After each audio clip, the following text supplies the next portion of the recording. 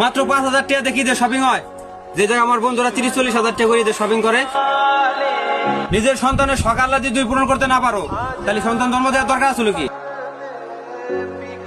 বন্ধু, বাবার সাথে রাগ দেখা, আমার তো বাবাই নাই।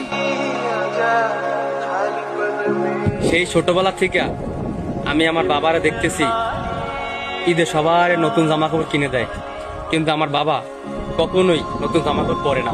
ইভেন আমি আমার মায়েরও দেখছি নতুন জামা কাপড় কিনে পড়তে, কিন্তু আমার বাবা একজোড়া ছিঁড়া স্যান্ডেল আর একটি পুরাতন পাঞ্জাবি পরে ঈদ করতে দেখছি। বাবার অর্থ সম্পদ না, বাবা থাকাটাই জরুরি।